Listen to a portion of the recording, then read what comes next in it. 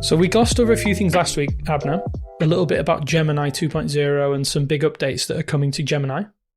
Talk me through kind of the biggest highlights there, because this is something that I don't necessarily spend tons and tons of time looking at in terms of Gemini and stuff.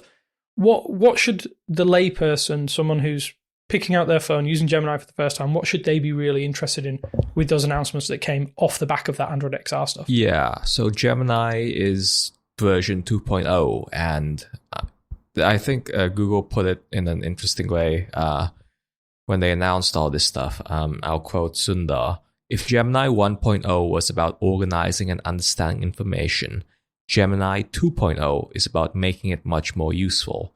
And their big tagline is that Gemini 2.0 is a new AI model for the agentic era, or agents. So just for a bit of a recap, agents is the term that everybody is using, but to Google, agents are systems that get something done on your behalf by being able to reason, plan, and have memory. So basically bots, but actually smart bots that can do stuff on your behalf. That's the main takeaway here. And what Google announced was Gemini 2.0, specifically Gemini 2.0 Flash, as the first model in this family. So Flash is really the entry-level cloud-based model. So far, Google has had Nano on phones, Flash, Pro, and Ultra, though we didn't get a 1.5 Ultra earlier this year. But we're starting out with 2.0 Flash. It's the fastest. It's even better than 1.5 Pro on stuff like coding, math, reasoning, all at twice the speed. So it's right now in preview. You can test it out in Gemini, the Gemini app on mobile and the web, ahead of we assume it's going to launch in January. At least the developer version that developers can take and build into their apps is going to launch in January, and we'll probably get more model sizes then too.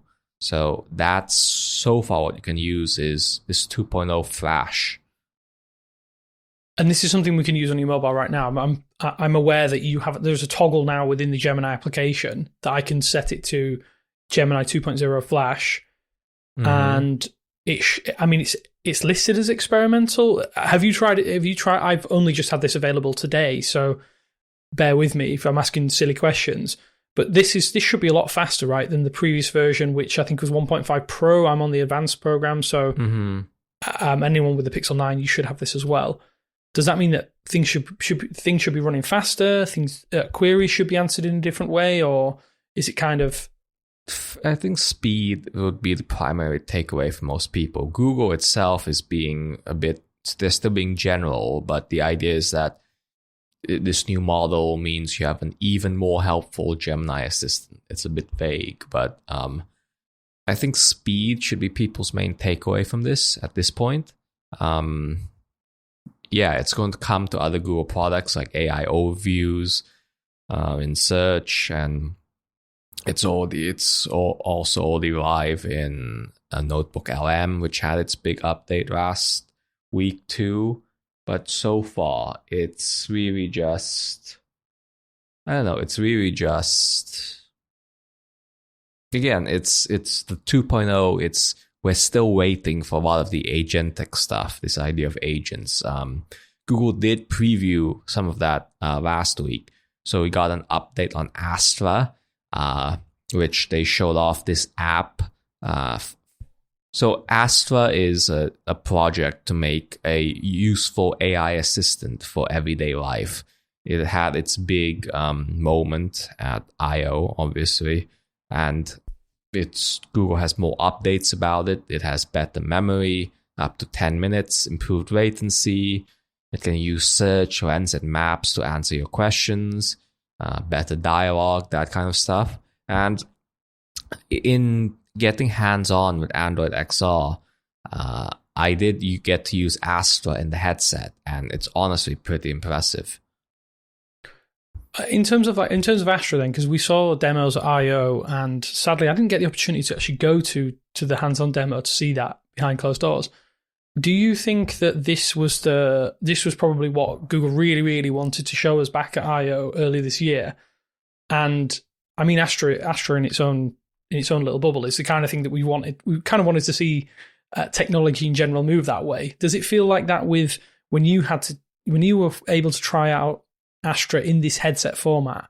Did it feel like this was the place that it needs to be, rather than on a smartphone that you can point at things Absolutely. and ask things? Yeah, so the plan for this smartphone is putting it in Gemini Live.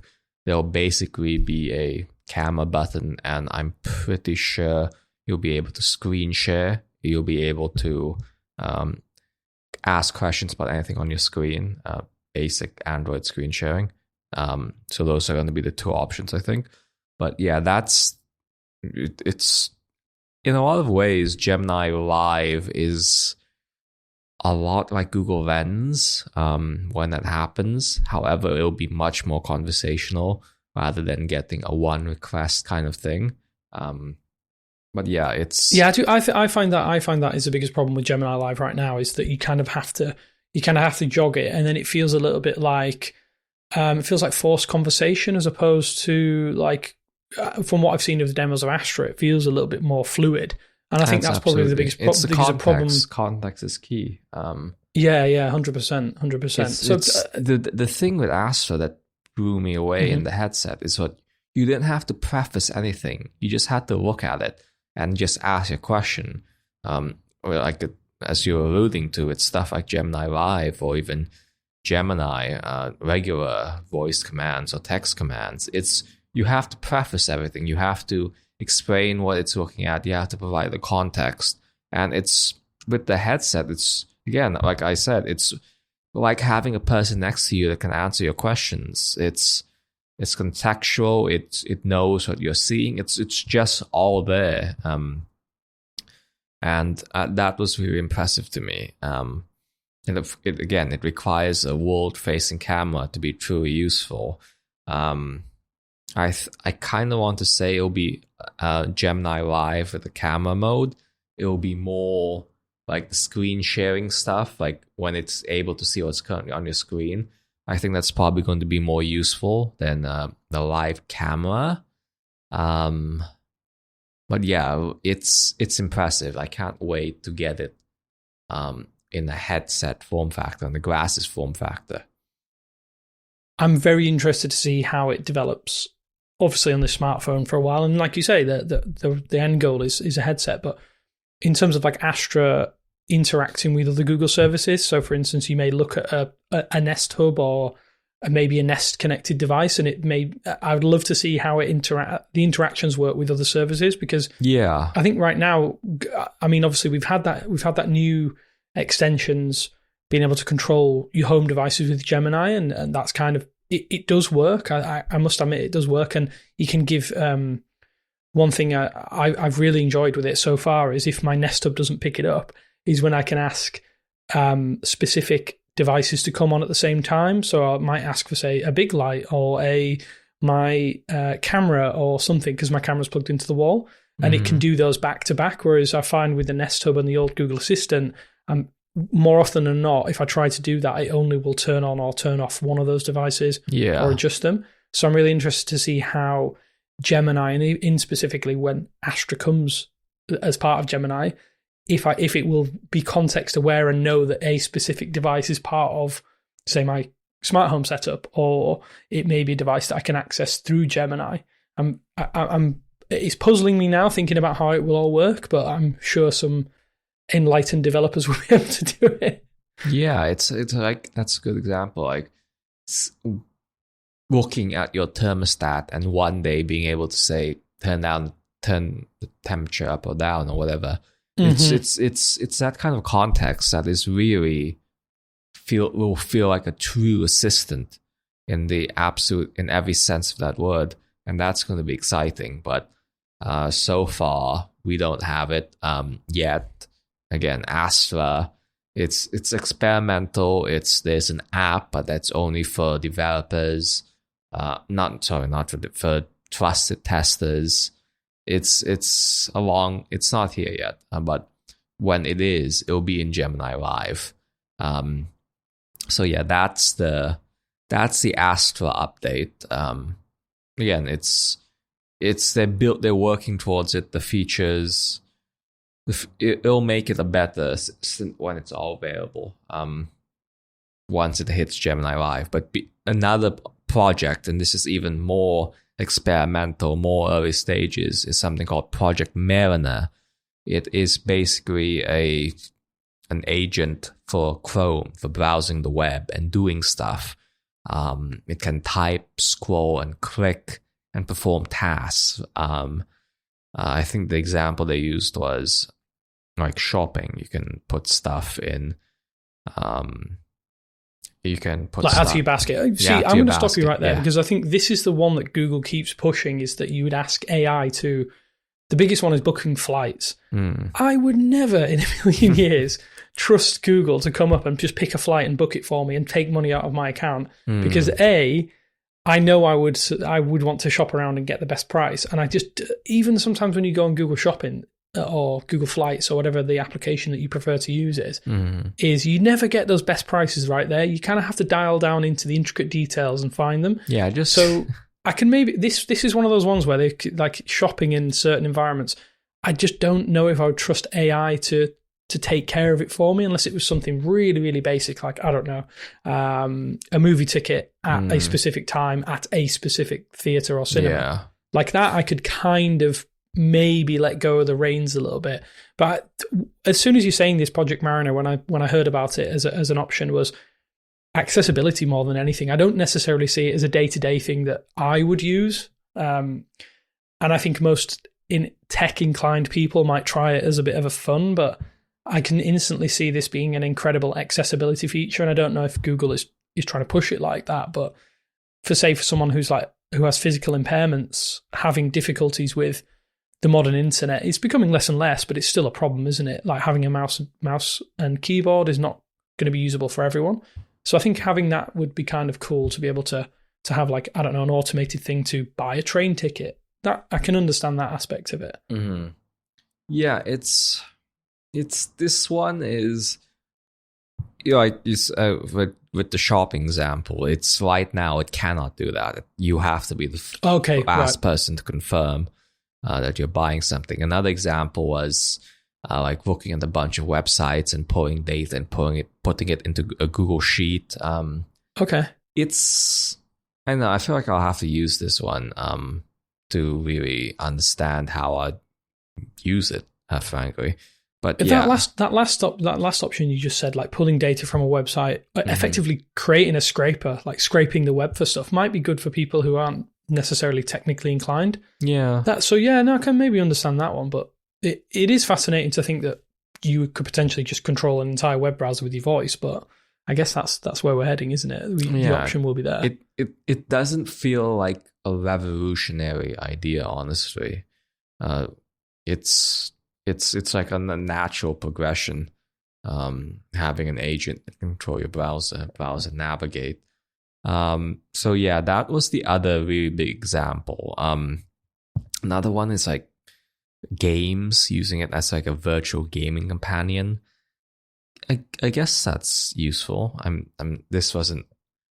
don't think this was the big. Well, like simulating basically couch co-op on with an AI agent. Oh, that's so sad. That just makes me really depressed. I guess.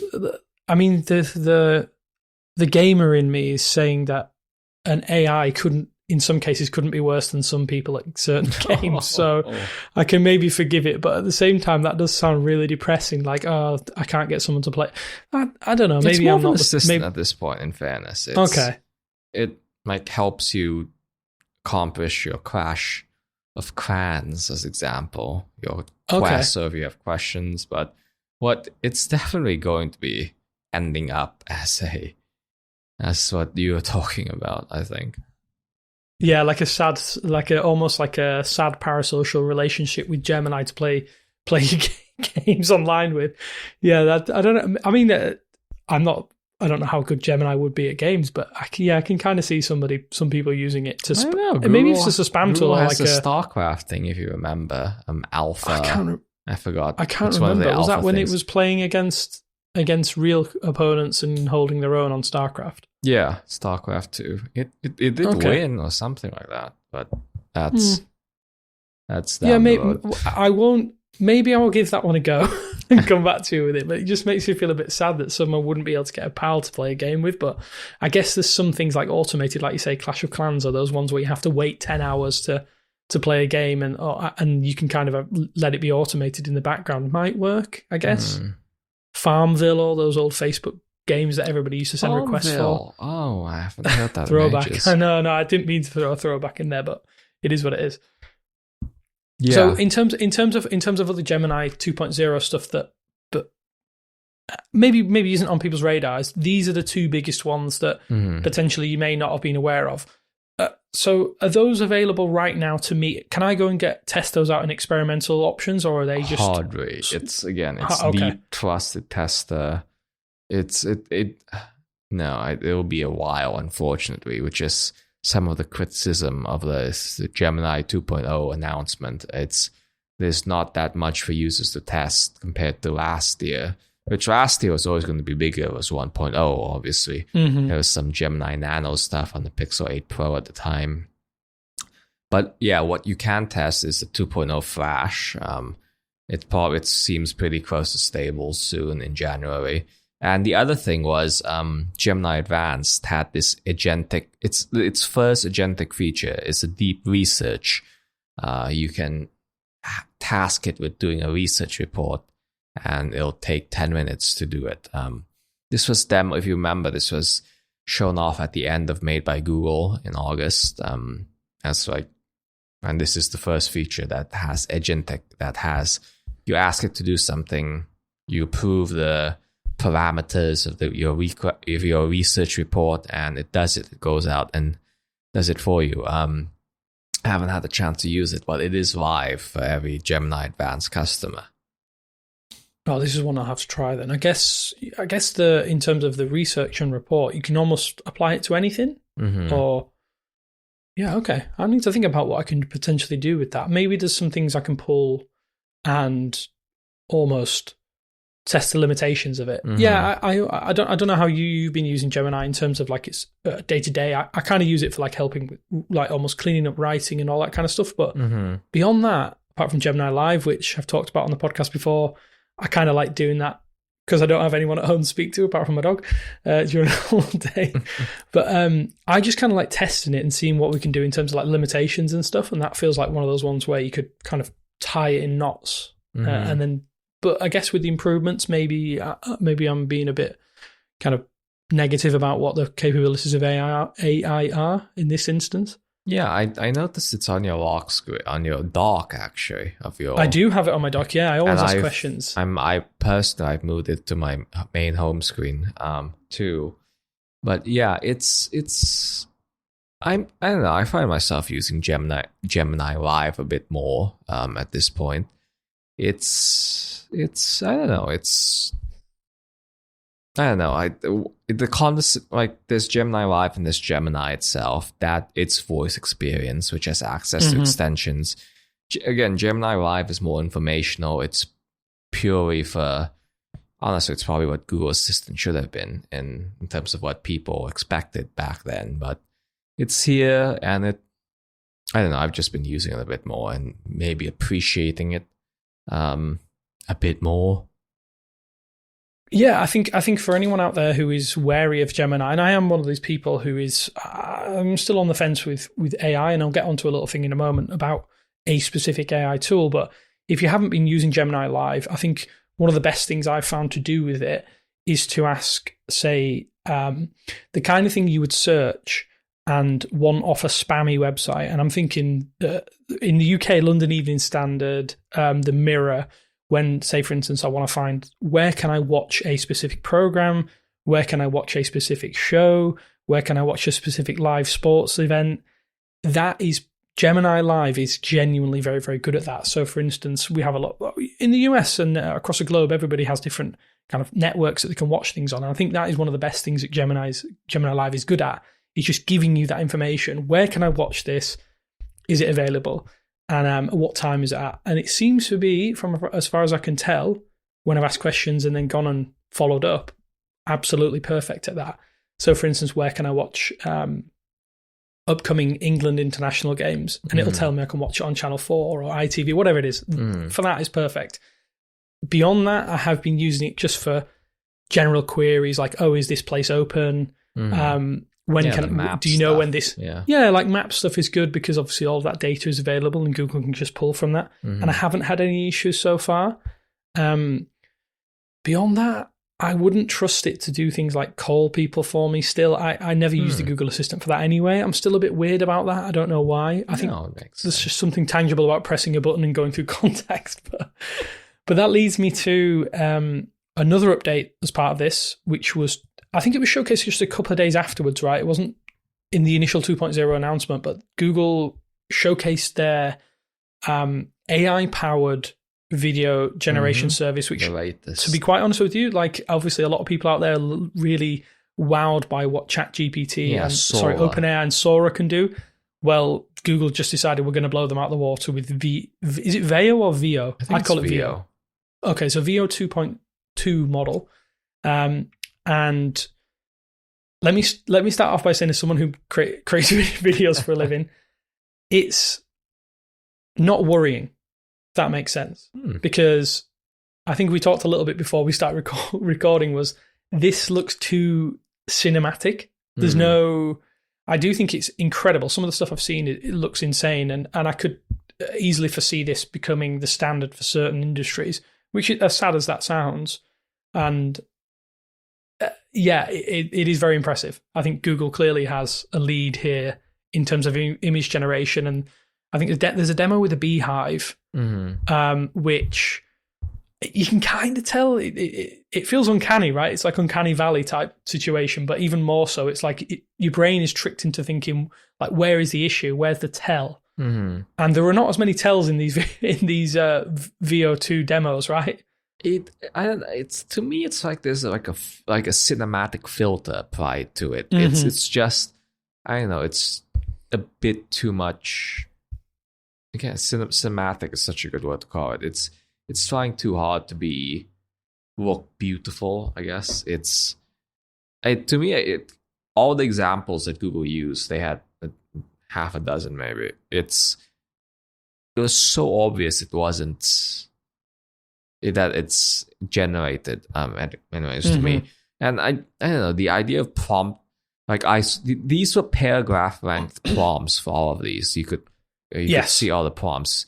I just don't think that's the right UI for this. It's I concur that, like, with prompts in general, they provide a level of wide-ranging expansiveness for you to describe everything. But I just think this is the wrong UI for it. I don't know, maybe it should be something with drop-down menus or whatever, but I don't think this is the right UI for it. I'm fascinated to see how the prompt model evolves, because there's obviously, the one that I think was the hardest to tell that it was AI generated, but still felt a little bit off, was the one, I think there's one with flamingos, there was one with pets. And because obviously when you look at a human, I'm guessing it's something ingrained within in the back of our brains, that you look at a human and you're trying to work out if they're real or not, if that makes sense. Whereas with animals, you can kind of maybe almost pause that state of disbelief and kind of trying to find out what's wrong with them. And I think there was one, the flamingo video, which I've just pulled up right now, where they're kind of fishing through the water in what looks like almost like a small stream. That is about as close as I've seen an AI generated model look. You could probably tell me that was from a wildlife documentary, and maybe it would fit into Planet Earth or something like that, and you probably wouldn't notice in like a 5-second clip. And I do worry if how is that going to be. I do hope there's some like almost e-signatures in them. Yeah, I'm sure Google is already doing that. There's e-signatures to tell them that it's AI generated. But how does it go from beyond a 2-paragraph length prompt? Like, how do you turn that into a 2-hour movie. Like, I think a lot of people are maybe saying, "Oh, AI is going to take our jobs." I think that's a long way away. I think the compute power to generate a 2-hour movie that's going to be consistent, because these characters seem to change scene to scene in a lot of these AI generated videos. I'm worried. I'm not necessarily worried right now.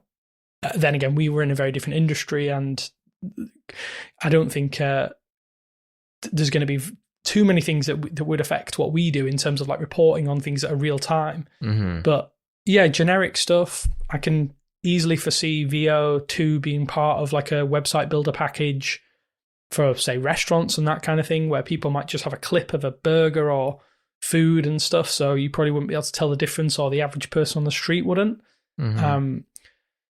Yeah, it feels like we're in a very strange, almost, it feels like a parallel universe. Like, there is people on the side of the fence that really want this to take off. I have to say, I'm not really one of those people. I think it's an art form. I think videography is something I'd like to stay realistic, but I guess for short clips and stuff, maybe it's acceptable.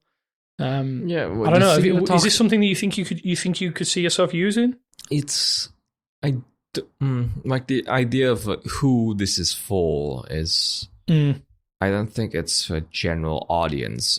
It was interesting seeing how many people want access to this stuff. I just think it's more for like testing it out rather than practical applications in day-to-day life. I think that's like what the new hotness is right now. Same with image generators. But the thing you're saying about watermarkings, about e-signatures, I kind of wish it was explicit. Right now, all these big players, they have e-mark, they have watermarks, invisible watermarks on the file level. I kind of wish they were all explicit, that there was like an agreed upon badge in the corner, a light of watermark like we do when we take pictures. I wish there was something very explicit, just telling people that this is AI generated, rather than relying on, like, in the case of Instagram saying that this is AI generated. I wish there's an agreed upon standard, an agreed upon format for people to just physically mark all the images that are AI generated. I think that would go, and videos, I think that would go a long way to, I don't know, allay people's concerns. Yeah, I think there's some obvious concerns. I think this is probably one of the things where big tech does in some ways need to be almost held to account for this, and there does need to be some regulation of how AI is used. But I don't necessarily think it's going to be used for nefarious purposes, because there will be guide rails in place, because we had all those issues a little bit with Pixel Studio. I don't think Google's going to make that mistake again. But at the same time, it's so limited release, and it's the kind of thing where you say, I'm guessing these are all like 10, from what I can see, none of the clips is longer than 8 seconds. So you're not going to be able to do much in 8 seconds unless you have a huge 20-page prompt. And even then it might get turned away, or something might not get generated well enough that represents what you've asked it to do.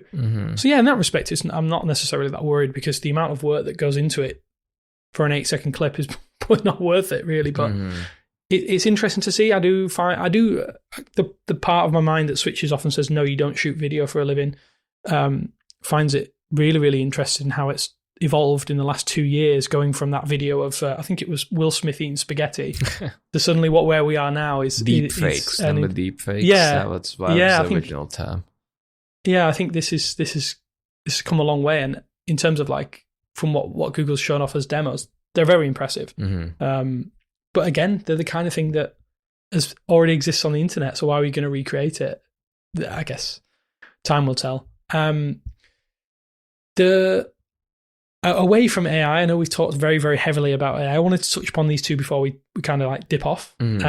Is we had 2 big updates. Well, I say big updates. They were updates nonetheless to Android. That's our bread and butter. We had Android QPR2 Beta 2 and Android 16 Developer Preview 2 dropped. Yes. Basically the day before we recorded this. How do you feel in terms of these updates just before that holiday period? Yeah, QPR2 Beta 2. So Beta 1 gave us modes. That was a crazy big feature, I think, to drop. People were thinking it's 16. They were thinking that it would come with Android 16. But no, it came in QPR2, and another one that came at Beta 2 is notification cooldown. It's really interesting what Google is... Okay, these features, they seem like big headlining features, but they're already making their way before 16. So I'm not sure if that signals that 16 is a big up.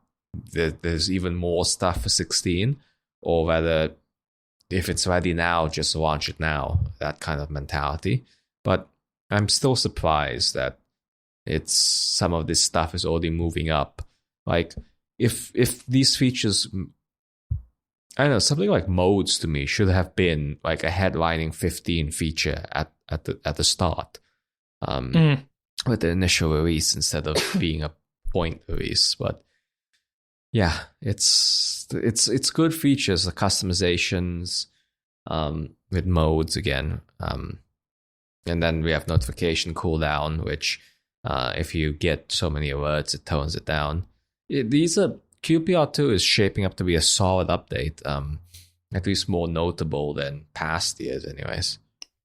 It feels it's a confusing thing with QPR releases because they kind of fit into that. I don't know how to describe it. Like for me, as someone who catalogs it, and yourself as well, we all catalog it here. It feels like they muddy the water a little bit or confuse things because when Google's running a QPR beta or preview alongside those developer previews and then the beta phase, which is starting for Android 16 in January, you kind of never know where you're going to stand with certain things. Like, are they going to come with that huge API level change, or is it just going to be just thrown into the next version that we have available to us? And then you end up seeing this crossover, and then there's confusion as to what is really from which, where it arrived first. Who's that? It's starting to mix me up right now. But yeah, it's this confusion.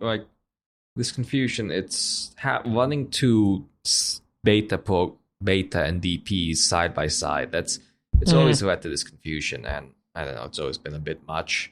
But yeah, QPR2, it'll be a nice, sizable release by the looks of it.